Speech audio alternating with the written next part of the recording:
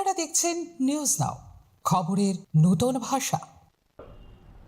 গোমতী নদীর ভাঙনে ভিটে মাটি হারানোর আশঙ্কায় নিজের হাতে স্বপ্নে থাকা বাড়ি ভাঙতে বাধ্য হলেন মেলাঘরের এক বাসিন্দা।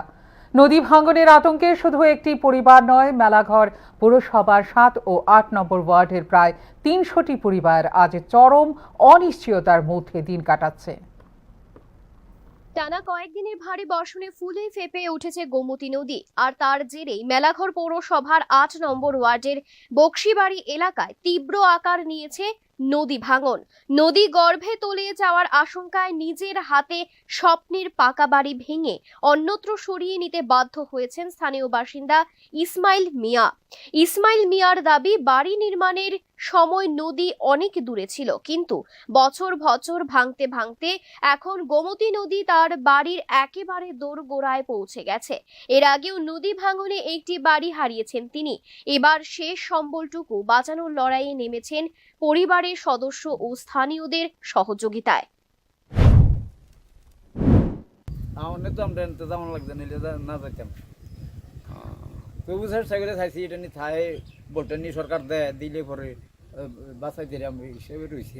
এখন তো বোল্টার তো সেকশন হয়েছে, সম্ভবত সামনে শীতের সিজনে কাজ ধরবে।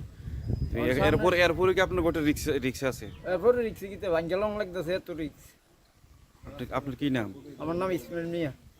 পৌরসভার কত নম্বর ওয়ার্ড এটা? 8 নম্বর ওয়ার্ড।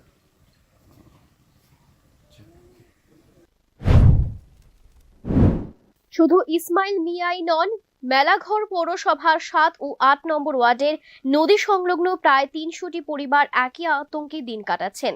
স্থানীয়দের অভিযোগ, নদী ভাঙনে একের পর এক বসত ভিটা হুমকির মুখে পড়লেও এখনো পর্যন্ত স্থায়ী প্রতিরোধ ব্যবস্থা বা পুনর্বাসনের উদ্যোগ দেখা যায়নি। ক্ষতিগ্রস্ত পরিবারগুলির দাবি, অবিলম্বে নদী ভাঙন রোধে কার্যকর ব্যবস্থা গ্রহণ এবং ক্ষতিগ্রস্তদের পুনর্বাসনের উদ্যোগ নিক প্রশাসন। অন্যথায় যে কোনো সময় গোমতী নদীর ভাঙনে আরও বহু পরিবার সর্বশান্ত হয়ে পড়তে পারে। Bureau report, news now.